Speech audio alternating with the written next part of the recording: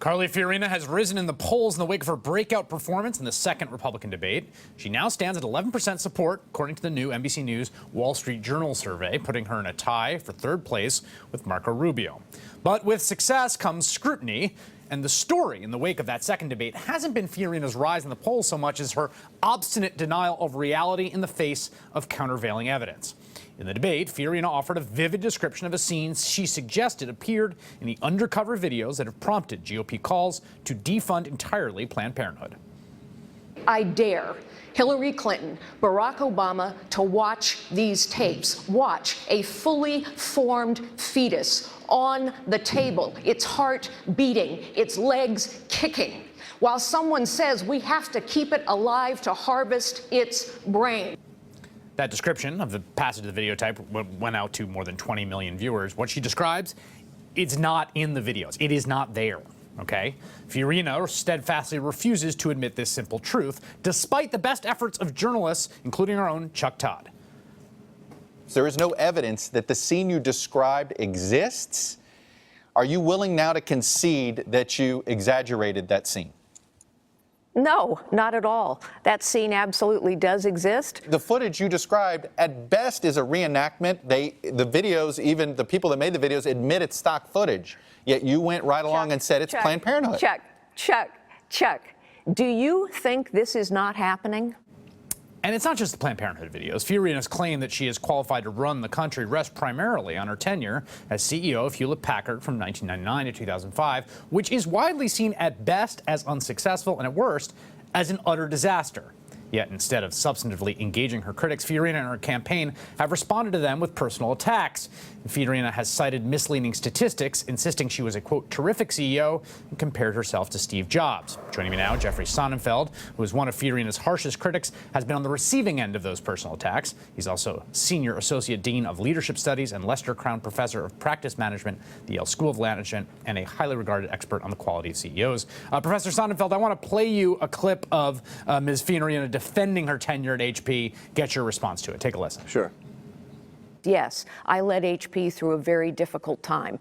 The NASDAQ dropped 80%. Some of our strongest competitors went out of business altogether, taking every job with them. We saved 80,000 jobs. We went on to grow to 150,000 jobs. We quadrupled the growth rate of the company, quadrupled the cash flow of the company, tripled the rate of innovation of the company, and went from lagging behind to leading in every single product and every single market. I will run on that record all day long.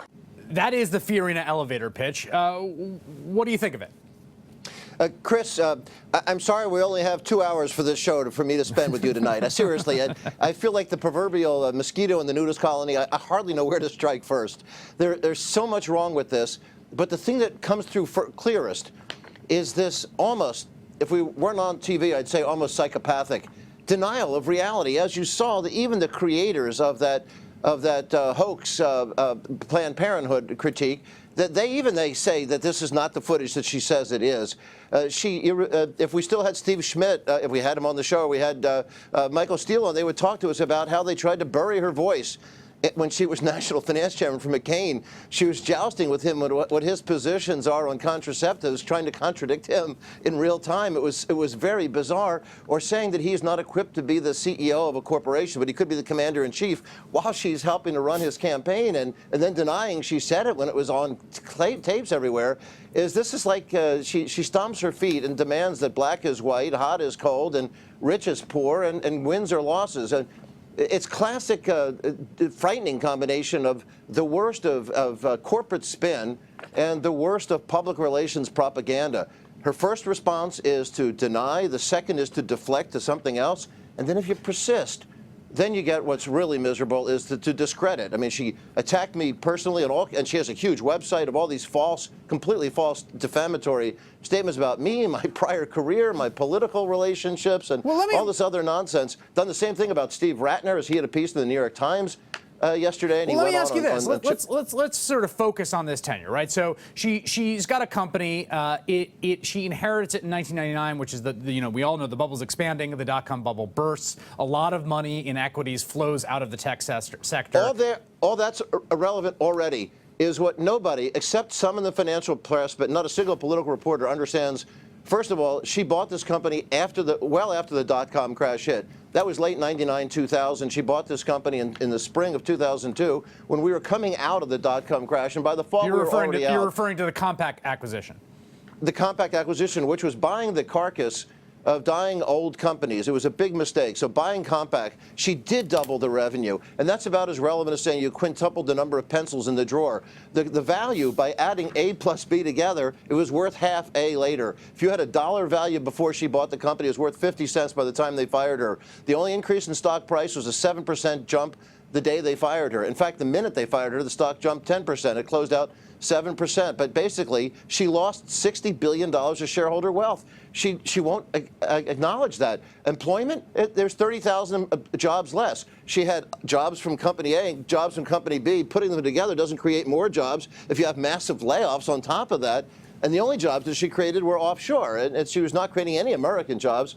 And patents, she had all these decrepit old patents that came from Compaq and digital equipment that were decayed and dusty and never used. Anything she bought has been shuttered or divested. So this is a complete fraud, and this is amazing that people don't care about the facts. And by the way, do you have to be a business success to be a great CEO? No. But Commander-in-Chief, she tells us to evaluate her on the basis of only this job, since she's had no other job. If she was so great and vindicated by time, how come nobody's given her a CEO job since? And by the way, also with failure, great heroes, great leaders come back from failure, but you have to acknowledge it. She likes to cite Steve Jobs, or she could cite Henry Ford or Walt Disney. Many great leaders failed, but their resilience came from exoneration or contrition. She just stomps her feet and demands redemption. You have to earn redemption. All right, Jeffrey Sonnenfeld, thank you very much.